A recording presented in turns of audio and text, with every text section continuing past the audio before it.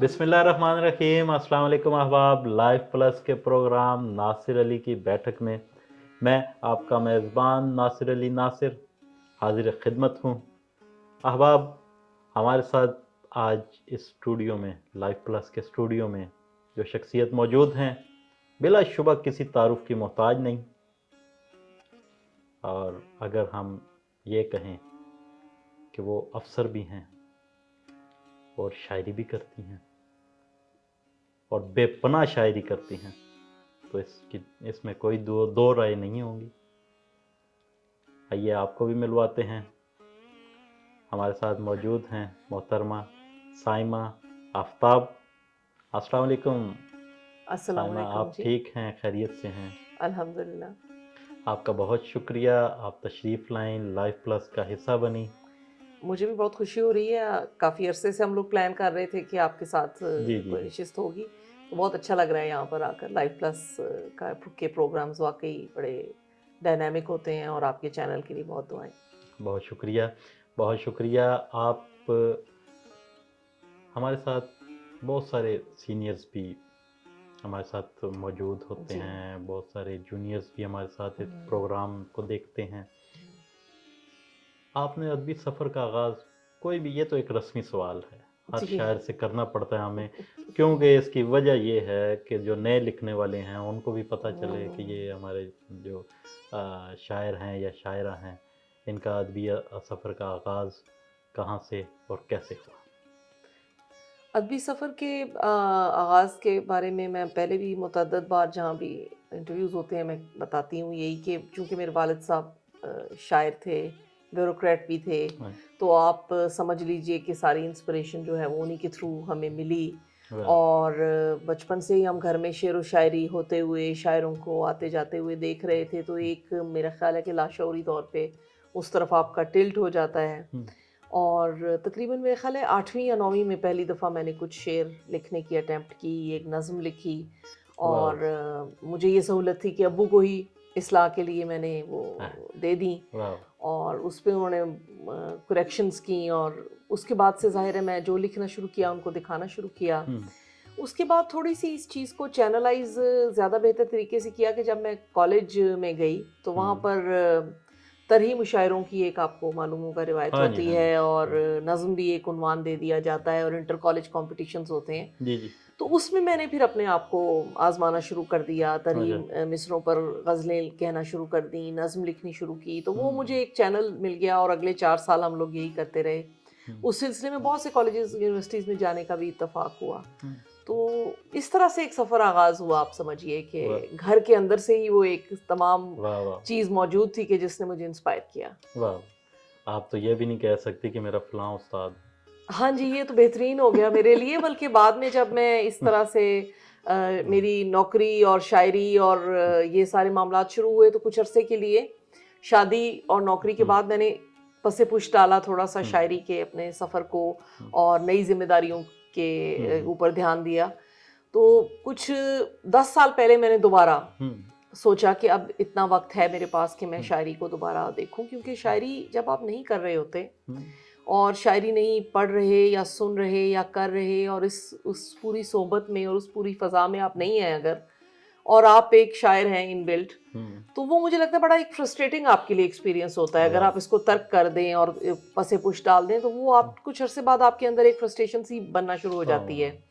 बहरहाल जब मैंने दोबारा शुरू किया 10 साल कबल, तो उसका मुझे बाद में पता चला कि ये उस्ताद वाला पूरा सीन क्या चल रहा है, मुतशायरात और मुतशायरों वाला क्या सूरत हाल है, और उस्तादी और शागिर्दी के क्या क्या जो है डायनामिक्स हैं। तो वो मैं उस सिलसिले में बहुत शुक्र खुदा का अदा करती थी कि कम से कम मुझे ये सहूलत है कि मेरे घर में उस्ताद है।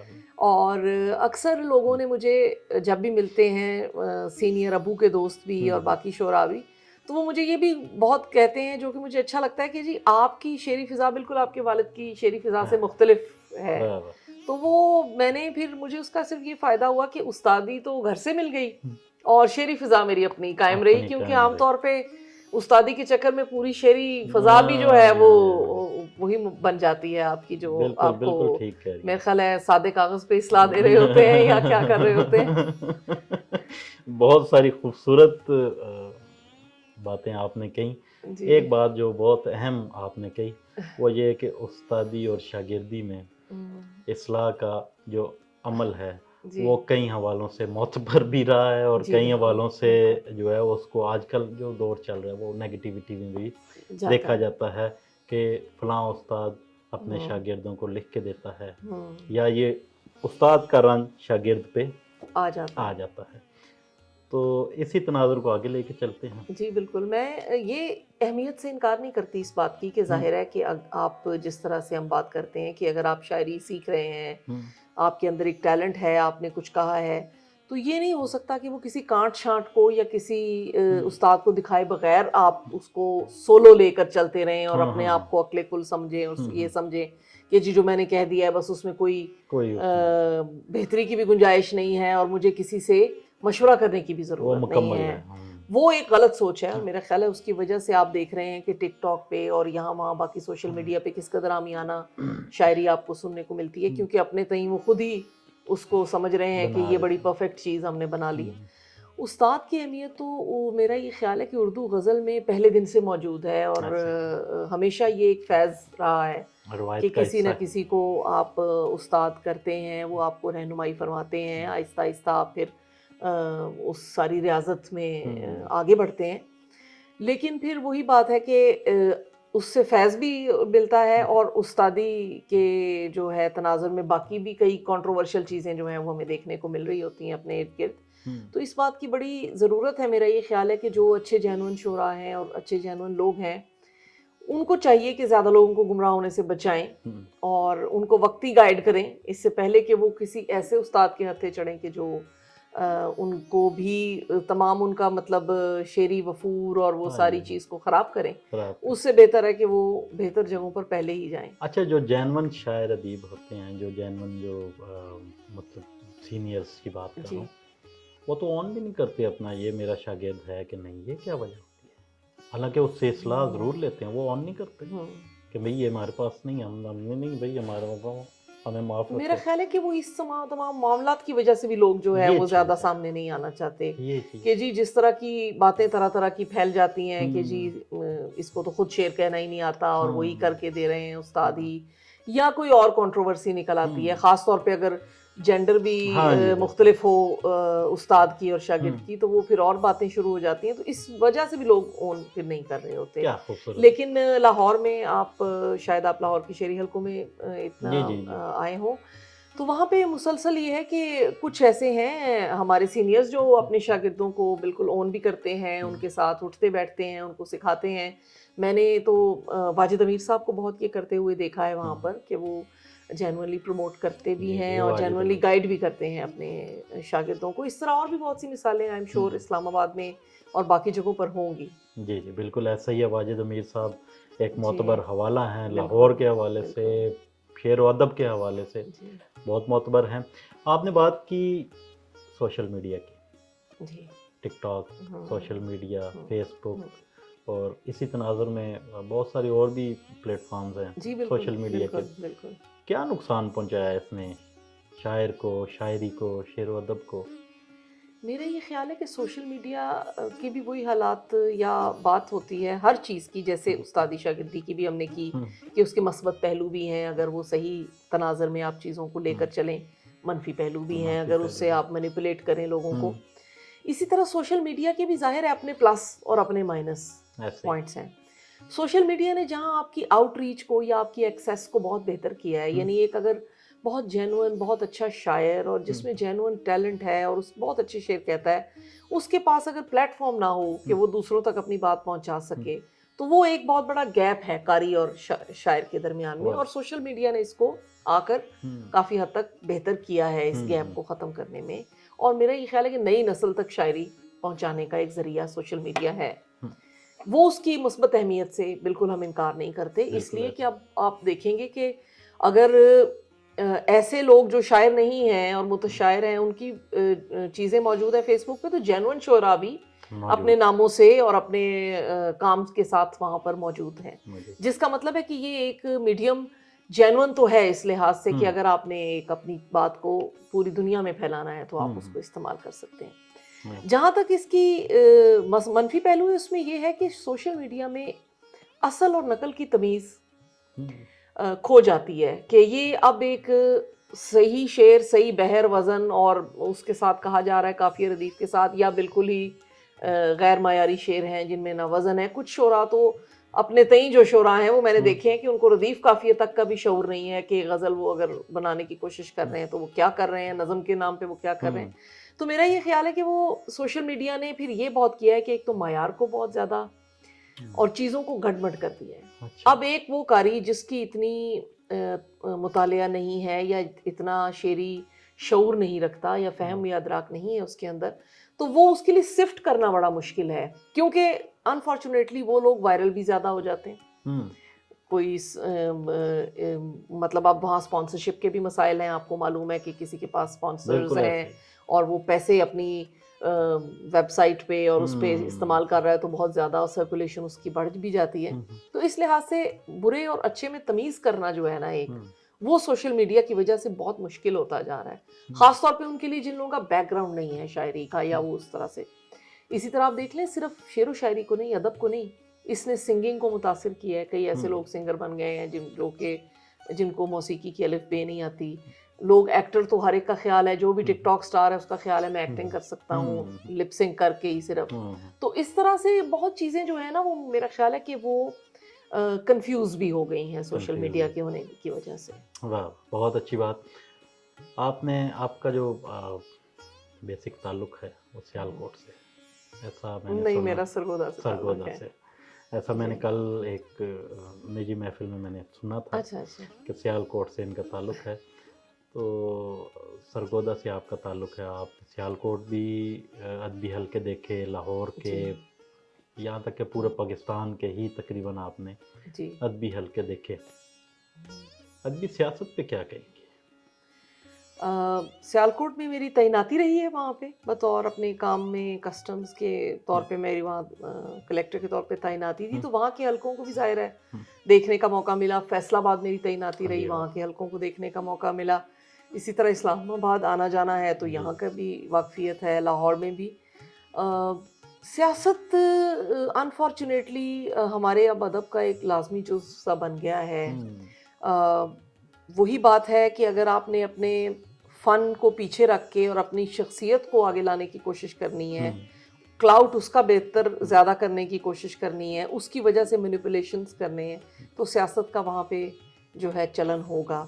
فیصل آباد میں بھی میں نے دیکھا یہ ماحول تھا کہ وہاں پہ بھی دو گروپس جو تھے وہ ایک دوسرے کے خلاف سفارا رہتے تھے، اور سیالکوٹ میں بھی تھوڑا اس طرح کا ماحول تھا. تو مجھے یہ لگتا ہے کہ سیاست ادب میں آنا شروع ہو گئی ہے، اور اس کی وجہ سے ادب کمپرومائز ہوتا ہے، اس کی وجہ سے اچھا شاعر کمپرومائز ہوتا ہے کئی دفعہ، اس کی وجہ سے ایک غلط شاعر پروموٹ ہو جاتا ہے جو کہ جینون نہیں ہوتا. تو سیاست ادب کا نقصان کرتی ہے، لیکن یہ موجود ہے سب جگہوں پر. یہ اس کو لازم و ملزوم سمجھا جاتا ہے. جی بالکل. حالانکہ میرا یہ خیال تھا کہ شاعر اچھی سیاست نہیں کر پائیں گے، لیکن کچھ شاعروں نے یہ بات غلط ثابت کر دی. بہت اچھے. زبان ہماری اس وقت کہاں کھڑی ہے؟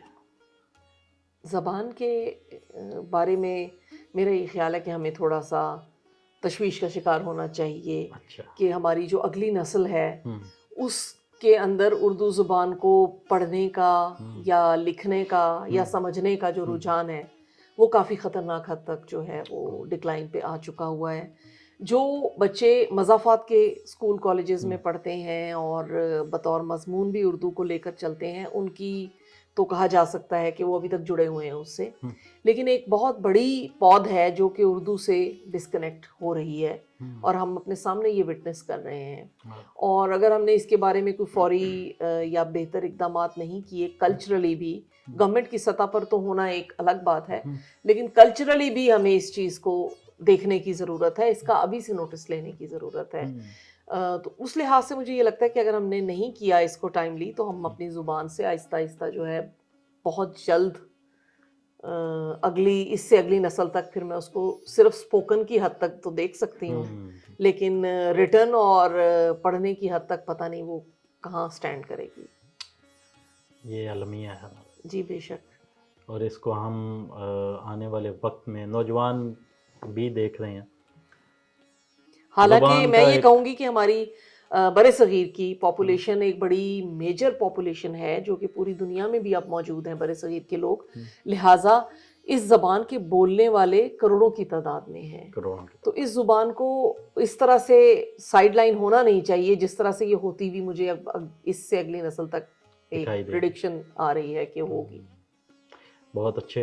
انشاءاللہ ہم زبان پہ نوجوانوں سے بھی اپیل کریں گے جی کہ اس پہ فوکس کریں، زبان کو آگے بڑھانے میں شاعروں ادیبوں کا ساتھ دیں. بے شک.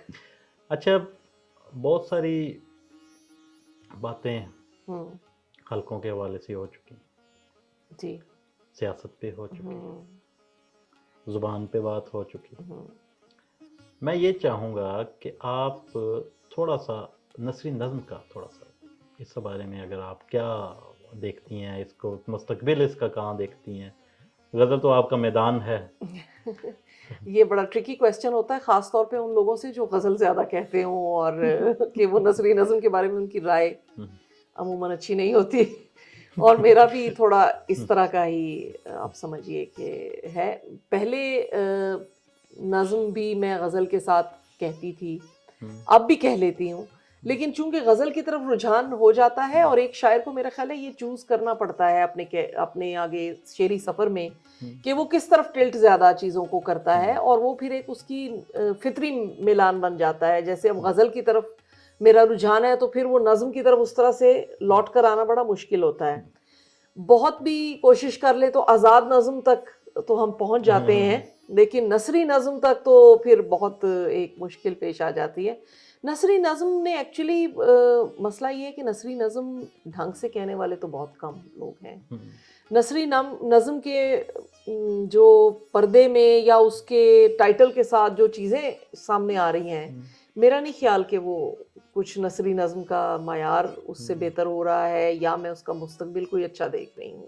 میرا یہ خیال ہے کہ غزل کو کسی نہ کسی شیپ میں آگے چلنا چاہیے، اور اس میں بہت سے شعراء نے بہت سارے موضوعات، بہت ساری ٹیکنیکس اور کرافٹس کو امپروو کیا ہے اوور دا ایئر. آپ دیکھیں اگر تو شعری منظر نامے پہ جو ہمارے ہم اثر ہیں ان میں کچھ بہت اچھے ہیں جنہوں نے غزل میں بہت اچھے تجربات بھی کیے ہیں. تو اس کو ہم ماڈیفکیشن کے ساتھ لے کر چلیں تو یہ ہماری ایک وہ صنف ہے کہ جو بر صغیر اسپیسیفک سمجھ لیں کہ اس طرح سے ہے، یا ایران کو آپ لے لیں تو بس وہاں تک یہ محدود ہے. تو یہ ایک بڑی ہماری لوکل چیز ہے جو کہ اچھی ہے اور اس کو آگے چلنا چاہیے. نثری نظم کے حوالے سے میں یہ کہوں گی کہ میں اس سے کوئی مطمئن نہیں ہوں. بہت اچھے. غزل کو اردو شاعری کی آبرو کہا جاتا ہے. بالکل ایسے ہی ہے کہ جب شاعری میں آپ غزل تک اگر نہیں پہنچے ہیں تو پھر شاعری کی روح تک تو میرا نہیں خیال کہ آپ پہنچ سکے ہیں. واہ واہ، بہت اچھے. نوجوانوں کو آپ کیا اس حوالے سے کہاں دیکھ رہی ہیں؟ نوجوان اصل میں بہت سارے ٹک ٹاک کی پہلے ہم نے بات کی، جی بالکل، اور سوشل میڈیا کی بھی بات کی. بہت سارے نوجوان جو ہیں وہ چونکانے کے عمل میں کہ وہ خبریہ شاعری، خبر نما شاعری اور اسٹیٹمنٹل شاعری، تو اس طرح کے رجحانات زیادہ ہو گئے ہیں. یہ کیا سوشل میڈیا کا فیکٹ ہے یا ان کے اساتذہ کا؟ میرا یہ خیال ہے کہ یہ جو چونکا دینے والی آپ نے بات کی ہے، یہ شاعری میں اس سے بچنے کی ضرورت ہوتی ہے آپ کو، کیونکہ جب آپ نے اپنی ایک تمام عمل کو، تخلیقی عمل کو داد و تحسین سے یا نمبر آف لائکس سے یا نمبر آف کمنٹس سے اور نمبر آف شیئرنگ وغیرہ اور اس چیزوں سے ایسوسیٹ کر لیا یا جوڑ دیا، تو پھر آپ ہمیشہ اس کی طرف ہی کوشش کرتے رہیں گے کہ میں نے توجہ کیسے کھینچنی ہے لوگوں کی. اس کے لیے مجھے میں یہ کہوں گی فحش شاعری کرنی پڑے، اس کے لیے مجھے فضول موضوعات کو لانا پڑے، اس کے لیے مجھے سٹیٹمنٹ دینی پڑے، کنٹروورشل ہونا پڑے. میں کچھ بھی کروں گا بطور نوجوان وہاں تک پہنچنے کے لیے کہ میری چیز زیادہ سے زیادہ ویوز آ جائیں اس کے اوپر، چاہے وہ جتنی خراب ہے اس لحاظ سے کہ وہ شعری روایت کو خراب کر رہی ہے اور ایک جو اس کے اندر ایک بیوٹی ہونی چاہیے اس کو ساری کو وہ مطلب سبوتاج کر رہی ہے، مگر پھر بھی مجھے چونکہ لائکس چاہیے لہٰذا میں کوئی نہ کوئی ایسی حرکت کروں. تو میرا یہ خیال ہے کہ یہ ٹرینڈ بہت خراب ہے. اس ٹرینڈ کو ڈسکریج کرنا چاہیے. اور میرا نہیں خیال کہ کوئی مناسب اساتذہ اس چیز کا بھی ہم آپ کو مشورہ دیں گے. یہ عام طور پہ وہ ہیں جو اپنے تئیں جن کو کسی استاد کی ضرورت نہیں اور ان کا خیال ہے کہ استاد الشورا وہ خود ہی ہیں اور پھر وہ اب چونکانے والی اور اس طرح کی الٹے سیدھے پینترے کر کے اور وہ لوگوں کو کی توجہ حاصل کرنے کی کوشش کر رہے ہیں جو کہ شاعری کے ذوق اور معیار کے لیے جو ہے ان لوگوں کی موجودگی اور ان لوگوں کا جتنا زیادہ لوگوں پہ آؤٹ ریچ ہوگی اور جتنی زیادہ لوگ ان کو دیکھیں گے اس سے وہ شاعری کے بارے میں کوئی اچھی رائے قائم نہیں کریں گے. بہت خوبصورت. ہمارے ناظرین اور ہم بھی ماشاءاللہ آپ آج لاہور سے تشریف لائیں. جی بالکل. کچھ عطا ہو, کچھ شاعری, کچھ نظم, کو غزل, جو آپ, ویسے غزل تو آپ کا میدان ہے, ہم نے سنا ہے آپ کو کئی بار بہت سارے مشاعروں میں, اور آج ہم آپ کو لائیو سنتے ہیں. بہت شکریہ. میں کچھ شعر اپنے پیش کر دیتی ہوں ایک تازہ غزل سے. مہمیز ہوا تھی کبھی دمساز ہماری, واہ, مہمیز ہوا تھی کبھی دمساز ہماری, ہم کو بھی تب آ جاتی تھی آواز ہماری. واہ واہ واہ واہ واہ. بہت شکریہ. پھیلا لیے جب پر تو یہ اندازہ لگایا, تجھ تک نہیں رکنے کی یہ پرواز ہماری. واہ واہ. بہت شکریہ. ایک شخص بھی ہم سے نہیں ہو پایا مکمل, واہ, ایک شخص بھی ہم سے نہیں ہو پایا مکمل, بیکار گئی ساری تگوتاز ہماری. واہ واہ واہ واہ. اور کب وصل کے آگے بھی کوئی بات بڑھے گی, کب وصل کے آگے بھی کوئی بات بڑھے گی, واہ, کب وصل کے آگے بھی کوئی بات بڑھے گی, کب ہوگی یہاں گفتگو آغاز ہماری. واہ واہ واہ واہ, کیا کہنے. کب وصل کے آگے بھی کوئی بات بڑھے گی, کب ہوگی یہاں گفتگو آغاز ہماری. واہ واہ. اور ہم سانپ کے خانے سے نکل آئیں گے ایک دن, ہم سانپ کے خانے سے نکل آئیں گے ایک دن, کرتے رہو سیڑھی نظر انداز ہماری. واہ واہ واہ. بہت شکریہ. واہ واہ, بہت شکریہ. واہ واہ واہ, کیا کہنے ہیں. ہمارے پروگرام کا وقت ختم ہوا. آپ کا بہت شکریہ, آپ ہماری دعوت پہ تشریف لائیں. بہت شکریہ آپ کا. لائف پلس کا حصہ بنی. بہت اچھا لگا یہاں آ کر, اور اللہ تعالیٰ آپ کے اس پروگرام میں بھی برکت دے, آپ کی شاعری میں برکت دے. جی بسم اللہ. بہت شکریہ. Thank you. تھینک یو جی. جی ناظرین, آج ہمارے ساتھ موجود تھی سائمہ آفتاب. آپ نے ان کی باتیں سنی, ان کی شاعری سنی, اور ان کا ایک خدشہ, ان کا ایک انکشاف بھی لے لیں. وہ آپ تک پہنچا کہ ہماری زبان جو ہے وہ بہت سارے نقصانات کی طرف جا رہی ہے. اس کو بچانے کے لیے کچھ کیا جائے, اور یہ سوال میں آپ تک چھوڑ کے جا رہا ہوں. امید کرتا ہوں آپ اس کا جواب کمنٹ میں ضرور دیں گے کہ ہماری زبان کہاں کھڑی ہے, اور اس وقت اس کو بچانے کے لیے کیا کیا جا سکتا ہے. تب تک کے لیے اپنے میزبان ناصر علی ناصر کو اجازت دیجیے. اللہ نے کے بعد.